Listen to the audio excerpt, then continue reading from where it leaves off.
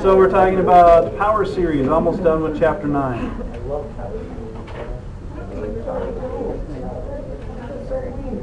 Power series are moving from Taylor polynomials into power series really opens up a lot of possibilities for representing functions as series. And it's nice because of the rules that come out of manipulating power series. You can come up with series approximations to lots of different kinds of functions by doing very nice little tricks. All right, so what we talked about last time is we said that Taylor and Maclaurin series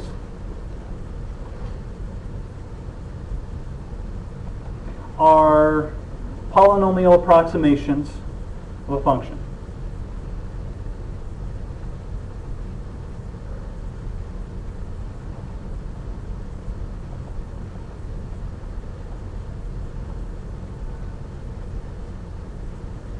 And if the function that we build these with derivatives basically, and if we have enough derivatives, the more terms in our polynomial, the more accurate our approximation becomes. So more terms equals more accuracy.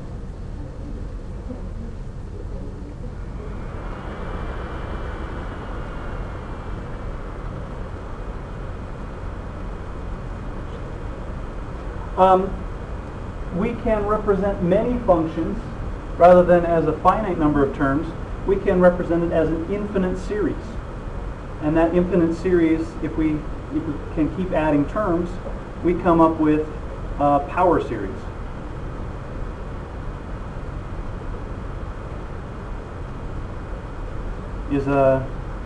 Power series are infinite series representations.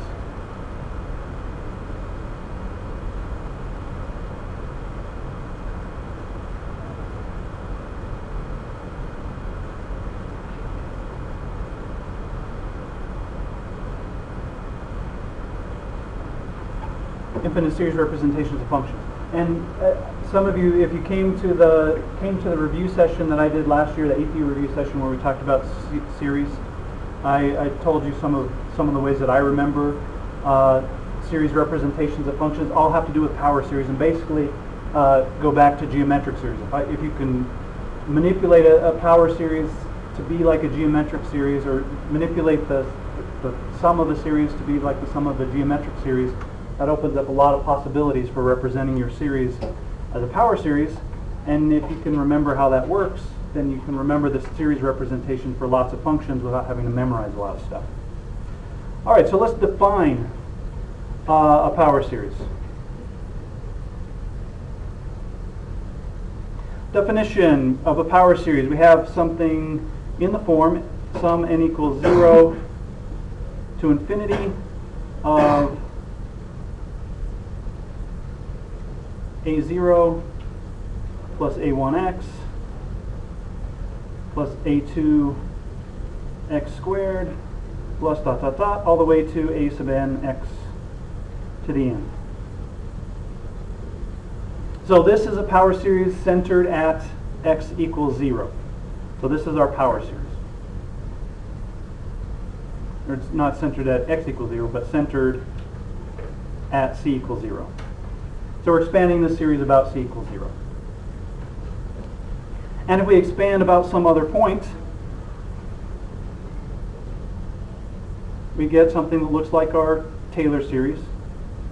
a0 plus a1 x minus c plus a2 x minus c squared plus dot dot dot, etc. a sub n x minus c to the n power. So this would be centered about c.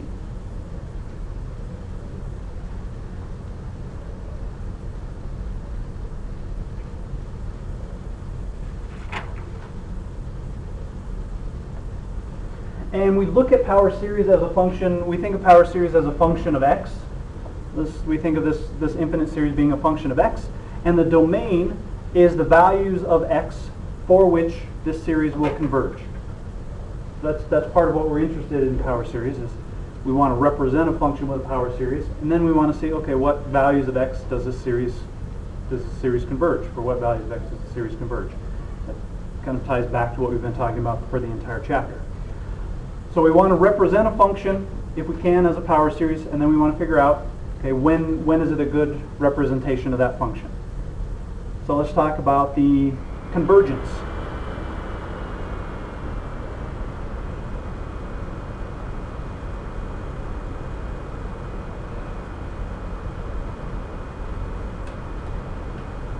So we have three possibilities.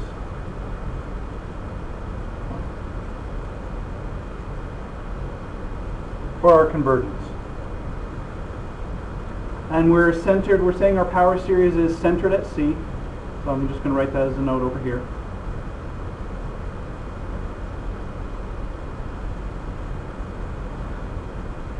And our power series is going to satisfy exactly one of these possibilities.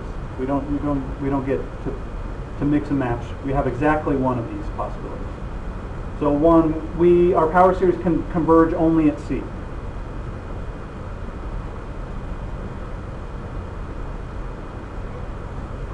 That wouldn't be a great representation for your function if it only converged for one value of C. That's a possibility. 2, we can converge absolutely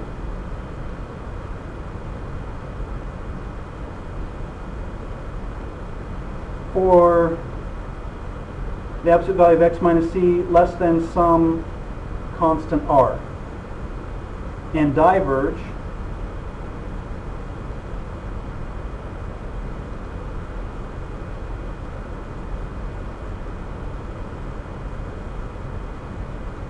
greater than that particular value of r.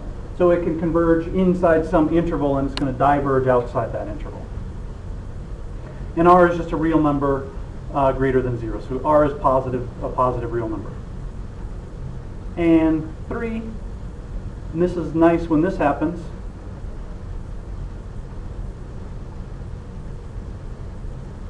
it can converge for all values of x. And when we can come up with that kind of power series, that's a pretty nice power series. So those are our 3 possibilities. Exactly one of those is going to be true about any particular power series. We call R the radius of convergence.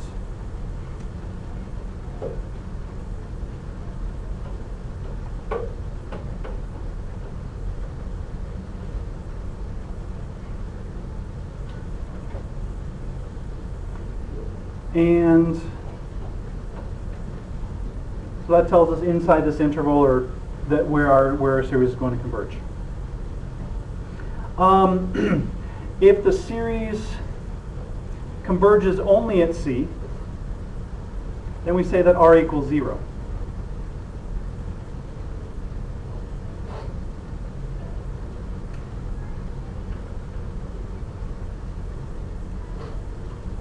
I'm going to say only at.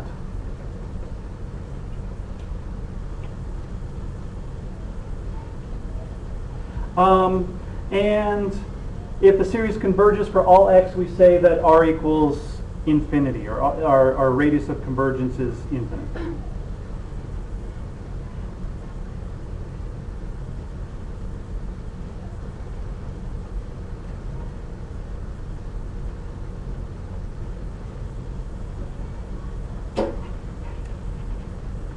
So the radius of convergence tells us how big our interval is, the set of x values, so all the x values for which our series converges is called the interval of convergence.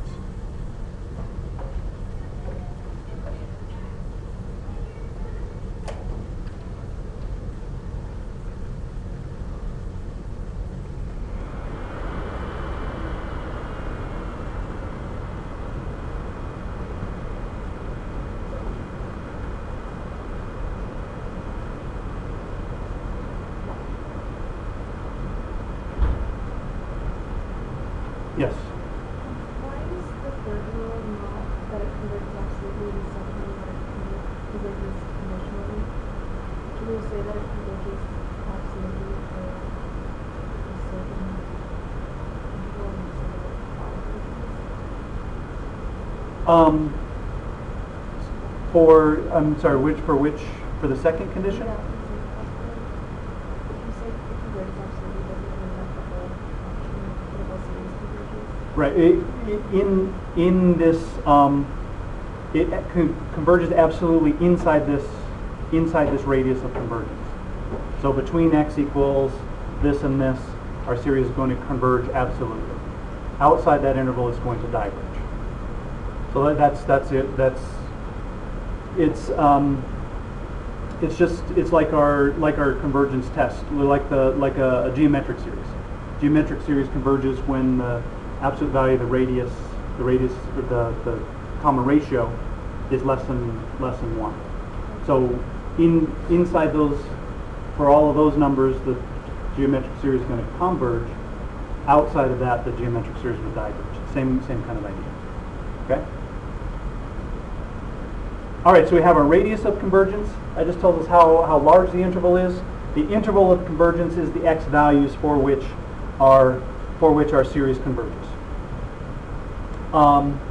And the one important thing to remember about finding the convergence or divergence of our power series is that we have to test the convergence or divergence of the endpoints separately. So the radius of convergence, notice there's no equal sign here. So these conditions for the power series tell us about values inside our radius of convergence, but not at the boundary. So we have to test the endpoints of our interval separately. The convergence or divergence of the endpoints is independent of the convergence or divergence on the interior of the radius of convergence.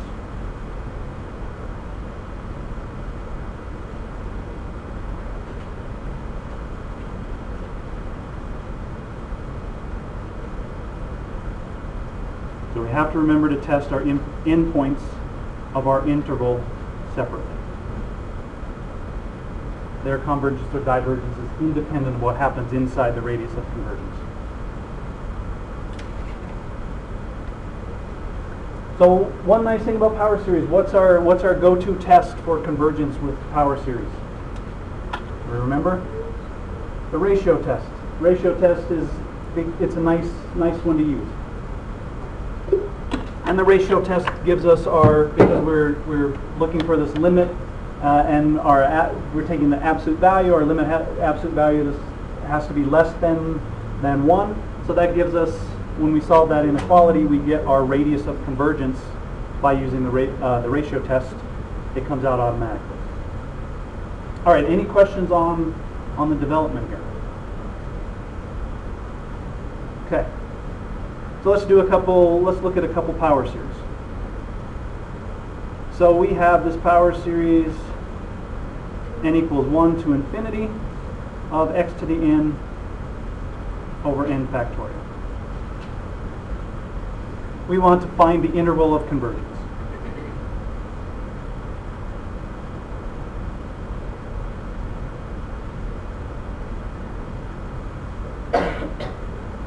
So we're going to use the ratio test. This would be, if we were just wanting to determine if this converged or diverged, that would be my choice for a test just to determine convergence or divergence would be the ratio test because of the exponentials and the factorials. So we're going to use the ratio test.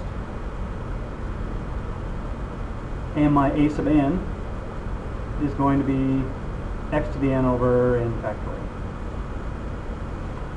So for a ratio test, we want the limit. We're taking the limit as n approaches infinity of a sub n plus 1. So we get x to the n plus 1 over n plus 1 factorial. And we're dividing by a sub n. So I get n factorial over x to the n. And we want this limit to be less than 1 for this to converge. So when I simplify this, what do I what do I get? Absolute value. What's left of x in this? Just x in the numerator. And what's left with my n factorial over n plus 1 factorial? N plus 1 in the denominator.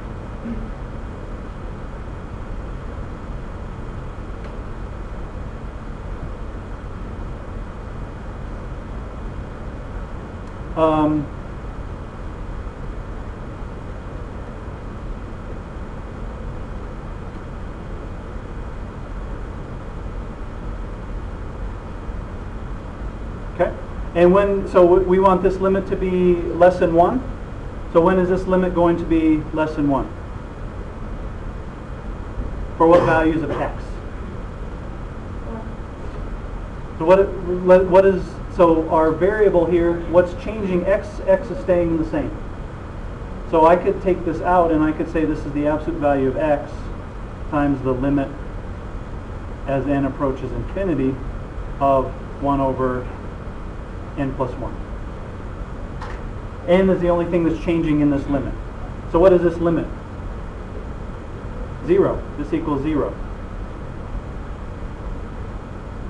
So for what values of x is this limit less than 1? For all x. This limit doesn't depend on x. So this would converge for all x.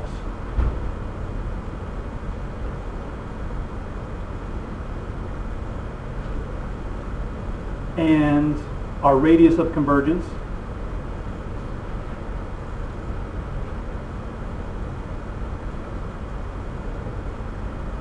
is infinite. So we have an infinite radius of convergence. So our interval of convergence, all real numbers.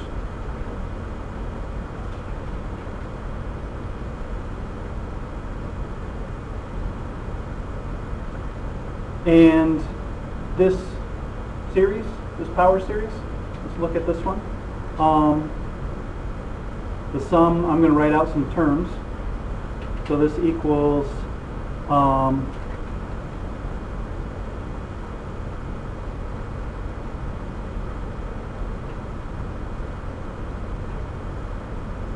for n equals 1, I get 1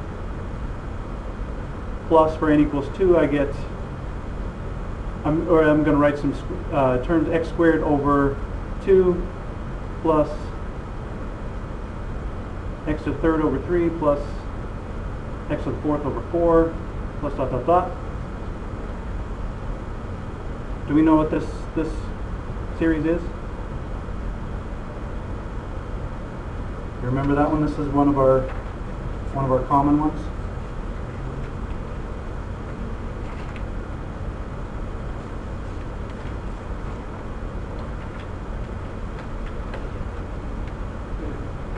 You remember?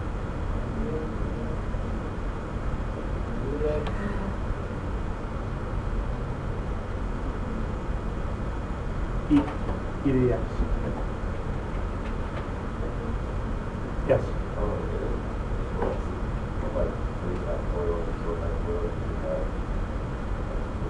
Oh yeah, this should be 2, yeah, there we go, sorry. There we go. Now does that look more familiar? Yeah.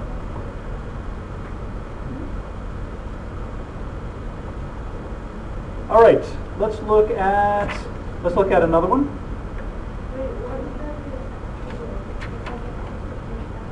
Am I missing an x? N equals 1. Oh, I'm missing, this should be an x, right? X over 1, right? Nice catch. So what is this?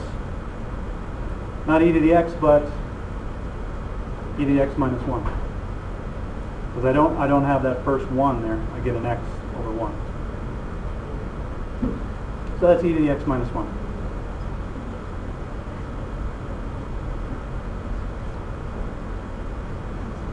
All right, let's look at another example.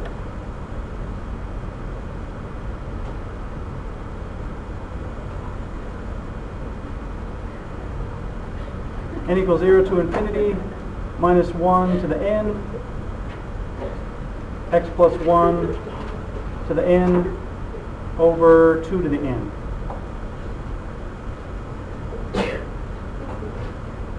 And we want the interval of convergence here.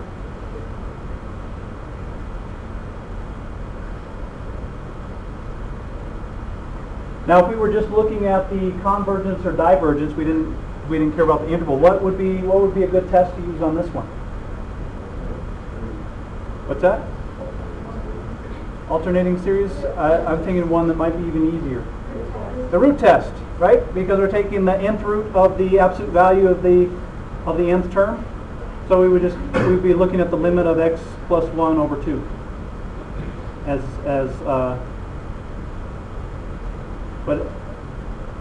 and then we would be deciding where that converges. So let's look at the ratio test. We want to find our interval of convergence, so we're going to use the ratio test. Use the root test to find the number? I think we could we use a root test? I think we could. Isn't it less than that? Yeah, it's the same. We want to use the root test? Let's use the root test. All right, so let's use the root test for this one. Usually people don't like to use a root test. But if it's like this, Yeah, if it's like this, it's nice, right? So let's use the root test.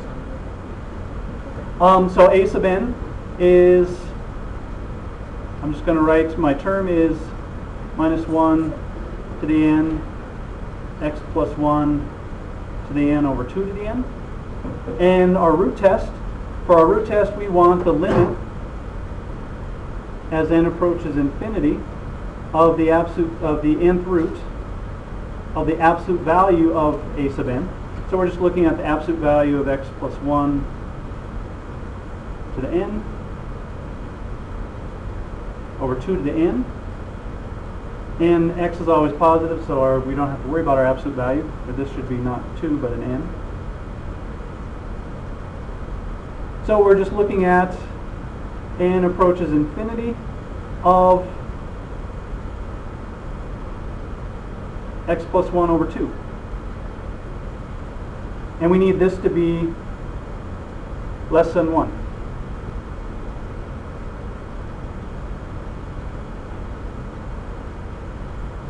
Does this limit change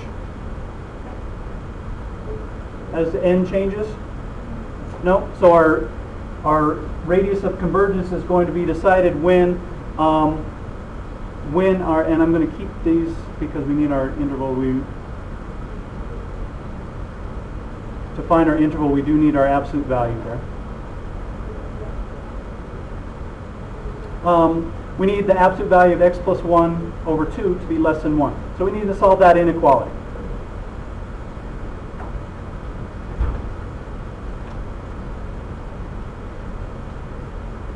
So we need this to be less than 1. So when we solve this inequality, we get the absolute value of x plus 1 less than 2. So what is our radius of convergence?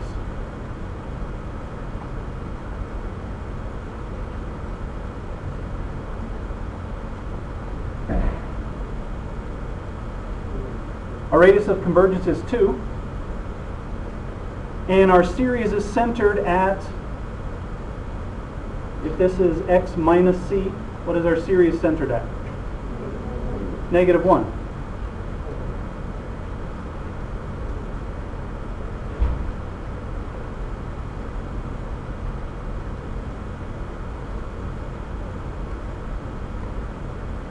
So we have a radius of convergence of 2, and we're centered at x equals negative 1 for this series.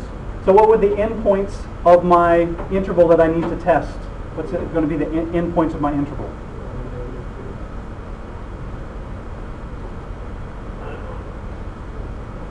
So my endpoints are x equals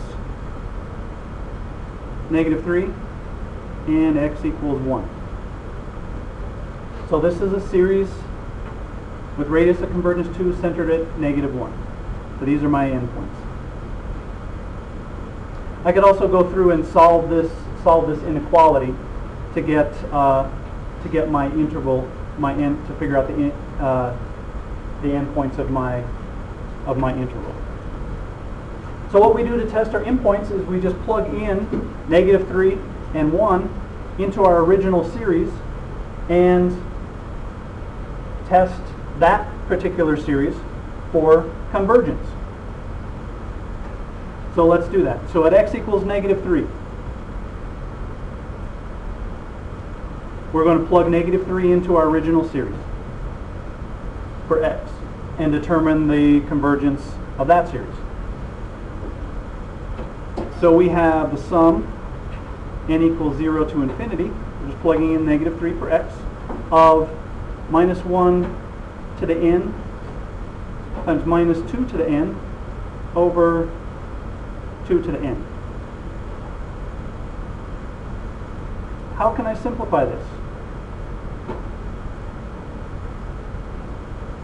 So I have a -1 to the n and -2 to the n. What happens to those two negatives for those two terms? They cancel. So we just end up with a positive series. So this is just 2 to the n over 2 to the n.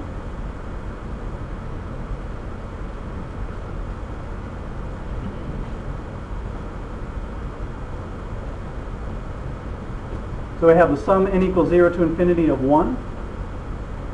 So what does that series do? I have 1 plus 1 plus 1 plus 1 plus 1 infinity times. So this is going to diverge. So this is just a list of 1 plus 1 plus 1. So this diverges. So it diverges at x equals -3. And then at x equals 1, we have the sum n equals 0 to infinity of -1 to the n times 2 to the n. I'm going to keep wanting to write 2 to the n over 2 to the n. And that we can rewrite as sum n equals 0 to infinity of -1 to the n. So I have -1 plus 1 minus 1 plus 1 minus 1 plus 1. And what does that do? That diverges.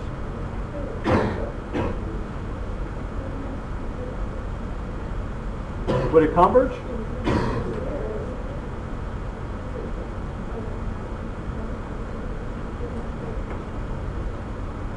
What's our nth term?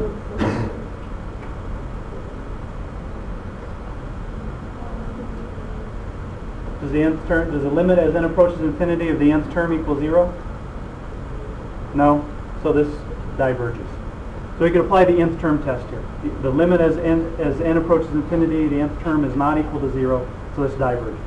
It kind of seems like you should be able to add all of those up to 0, but our nth term doesn't approach 0, so this is going to diverge. So it diverges at both endpoints. So our interval of convergence, finally,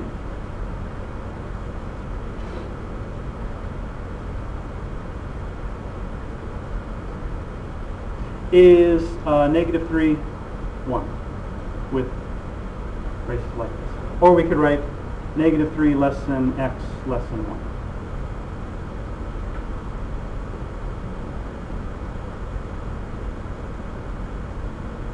So we found our radius by applying our root test. Absolute value of x plus 1 has to be less than 2. And so this is a series. Our series is centered at x equals -1. We found our endpoints, tested our endpoints separately, and determined we diverge at both endpoints. Sometimes when you test your endpoints, you end up with some other kind of series. You might end up with a geometric series. You might end up with a p-series. So when you test your endpoints, then you might have to use our other series tests to determine the convergence or divergence at the endpoints. Sometimes it's not always as easy as sum of 1 from 0 to infinity. So we might have to use our other test, alternating series tests, various other series tests to test the convergence or divergence at the endpoints. So sometimes for a power series, we end up doing a ratio test to determine our radius of convergence. We might have to do a p-series for one endpoint and some other kind of series test for the second endpoint. So we end up doing 3 different tests for our power series.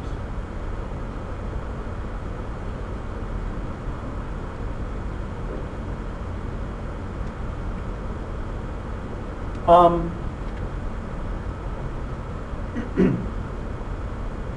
right, questions on what we've talked about so far?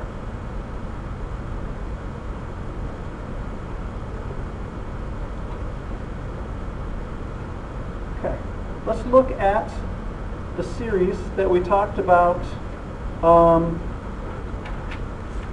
yesterday.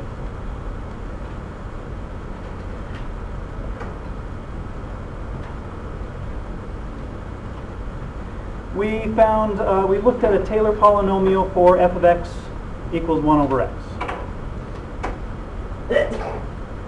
And we expanded about x equals 2.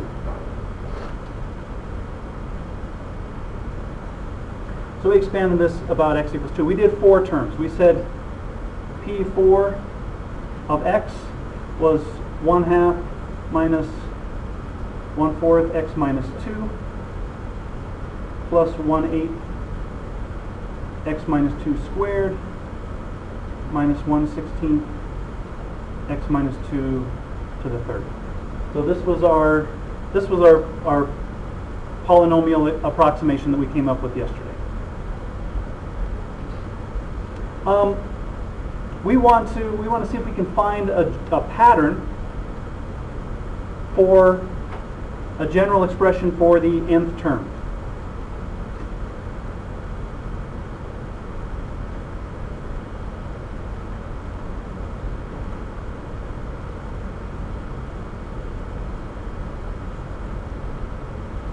So we're looking for a pattern. So what I'm going to do here is factor out this 1/2. And I get 1 minus 1/2 x minus 2 plus 1/4 x minus 2 squared plus 1/8 x minus 2 to the third plus dot dot dot.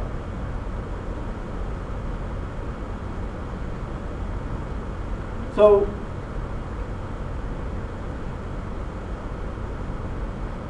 can we pick out what, if we wanted to write this a general expression for p sub n?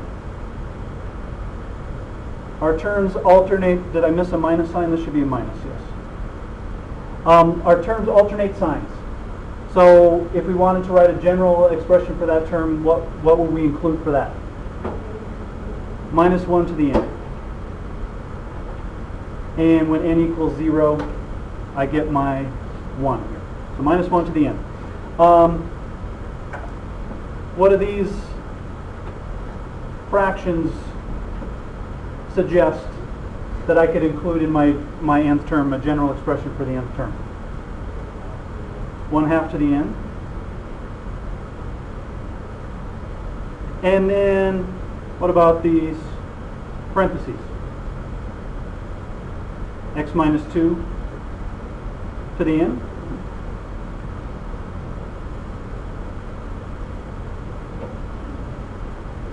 So I'm going to write this in summation notation. So I can rewrite this that f of x, it looks like a general pattern would be 1/2 for this. The sum n equals 0 to infinity of, and I'm going to write this as minus x minus 2 over 2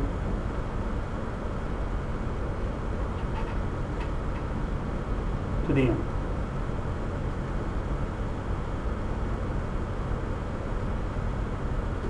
What kind of series is this? What do we think of this series as? It's a power series, but we could also think of it, we have this sum, n equals 0 to infinity of this quantity, this fraction, to the nth power. So we could think of it as a geometric series. We can think of this as a geometric series. So this is going to, we're thinking of this as a geometric series. And a geometric series converges when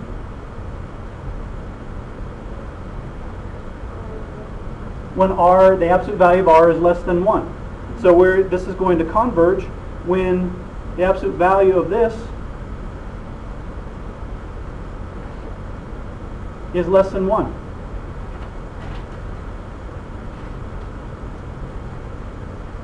So we can think of this as a geometric series. It's going to converge when this radius is less than, this ratio is less than 1. So that tells me that x minus 2 has to be less than 2. And if I solve this inequality, I get 0 less than x less than 4. So between 0 and 4, this series will converge, this power series will converge for f of x equals 1 over x. This power series will converge between 0 and 4, yes. Why wouldn't it be between 0 and because on the last one it was like x plus 1 less than 2. So why So when we solve an absolute value inequality, we need x minus 2 less than 2. And the other possibility is negative x minus 2 less than 2. Those are our two possibilities. When we saw an absolute value inequality gives us two equations. So here we get x less than 4. For this one we get x minus 2 greater than negative 2, or x greater than 0. Okay? So this is going to converge between x equals 0 and 4. So this power series, if we can find a general term for a power series, we can then determine and look at it as a geometric series. We can rather than thinking of it as a Taylor series, we can represent this as a power series, an infinite power series, and determine our radius of convergence, our interval of convergence. So this power series would have an interval of convergence from 0 to 4 and a radius of convergence for 2. So this would be a power series for f of x equals 1 over x between 0 and 4. So that's another way we can work with Taylor series and power series to kind of come up with different representations for functions. And you'll do a little more of that. We'll talk a little bit more about that tomorrow. So if we go from our Taylor series, look for a general expression for the nth term, we can then turn our Taylor series into a power series. So because this is geometric, then that tells us that a geometric series is only going to converge when that ratio is less than 1.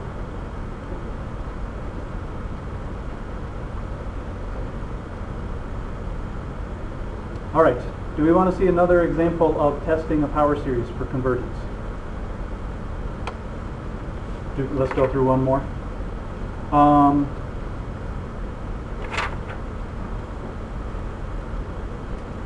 Let me look at, let's look at one more example.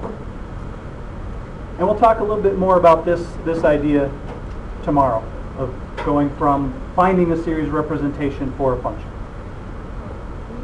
All right, so let's look at the sum n equals 1 to infinity of minus 1 to the n, x minus 2 to the n, over 4 to the n, square root of n. That's kind of an ugly looking series. Which test would you like to use? Because the root test, we could use the root test, but because we just have the square root of n, then it's not quite as nice. So we'll use the ratio test. So we want our interval of convergence for this problem.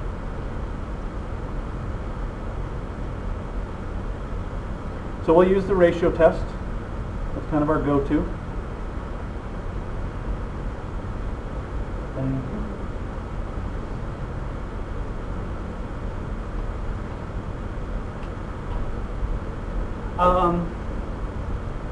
All right, so we're looking at the limit as n approaches infinity of the absolute value of x minus 2 to the n plus 1 over 4 to the n plus 1 square root of n plus 1 times 4 to the n square root of n over x minus 2 to the n. And we want this limit to be less than 1. All right, so what do we get some nice cancellation here. What do we end up with?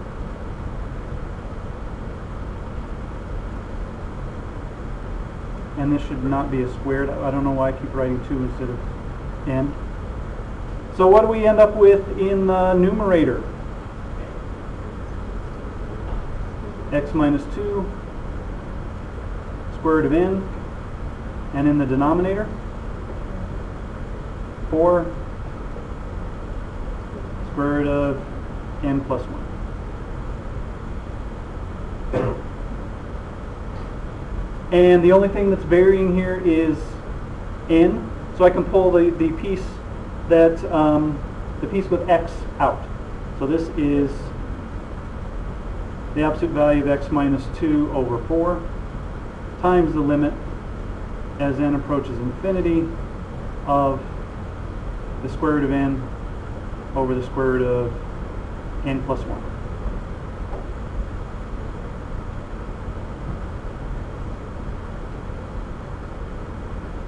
And what's the limit as n approaches infinity? We need this to be less than 1. What's the limit as n approaches infinity of square root of n over square root of n plus 1?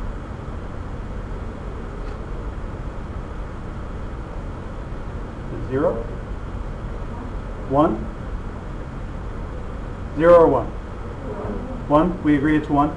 The powers in the numerator and denominator, they're the same magnitude. So this is going to be less than 1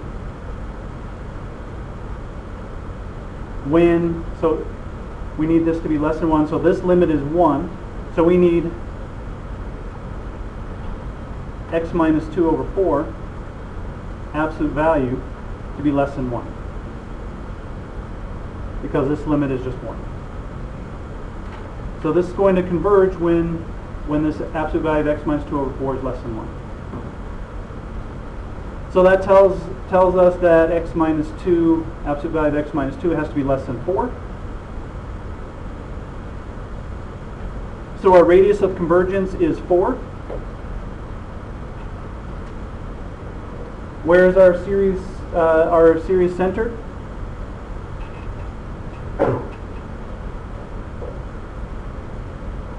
If we're looking for where the absolute value centered at 2. So what are our endpoints going to be?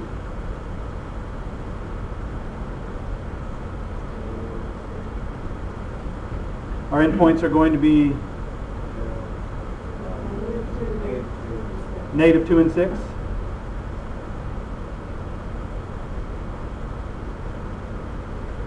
If you're not sure, you can solve the inequality.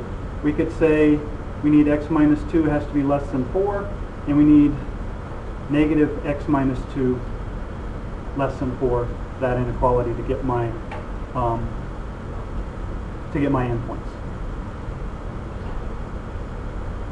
All right, so my endpoints are negative 2 and 6. Now we need to test the endpoints. So we're going to test the endpoints.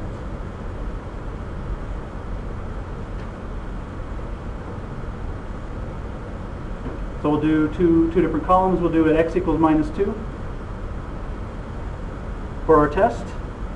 When x equals minus 2, I'm plugging in negative 2 into my original series and seeing what I come up with. We end up with the sum n equals 1 to infinity of minus 1 to the n times minus 4 to the n over 4 to the n square root of n. And how can I rewrite this?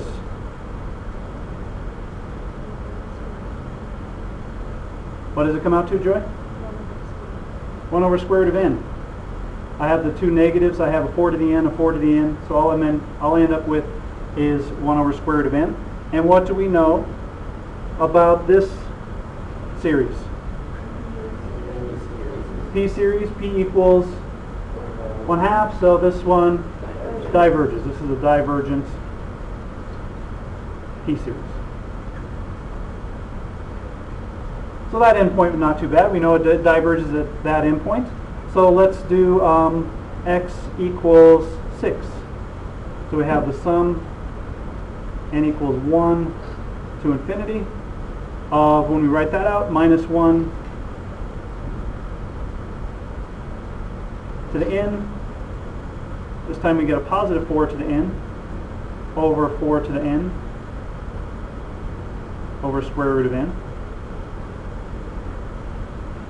And I can rewrite that almost the same, but we just have a minus 1 to the n over square root of n. What test do we need to use on this one? Alternating series test. So is the limit, this is an alternating series, so we need to know the limit as n approaches infinity of 1 over square root of n. And what's that limit? 0. So we're good there. And is 1 over square root of n plus 1 less than 1 over square root of n for all n? This is a larger quantity in the denominator. So this is going to be less than 0 for n greater than or equal to 1. So this converges.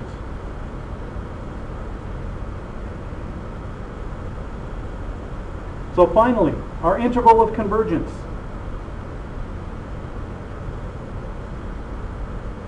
Is minus 2, 6. So we had a ratio test, we had a P series, and we had an alternating series for this particular example. And that's usually how it's going to be with your series. All right, questions? So really the only different thing here that we talked about was the radius of convergence, finding the radius of convergence. Other than that, it's just our convergence, our test for convergence. And then I threw in the extra little bit about finding a general term for our Taylor series and representing that as a geometric series. We'll talk more about that tomorrow. That topic, when we do that kind of thing, this is where power series become very powerful. When you can find these general expressions, when you can represent them as a geometric series, and you get the convergence, divergence of the geometric series easily, and you can use the sum, you can use the series expression for geometric series, and manipulate your series that way. So tomorrow we'll talk about finding derivatives of power series, of integrating power series, and how that affects our convergence or divergence, and how we can use those ideas to get to different series representations of various complicated functions. So we're on page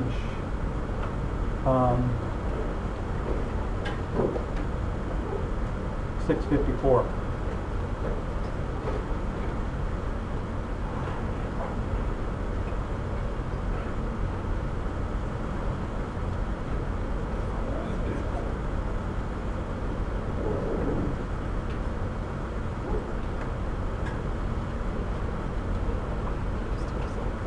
There we go.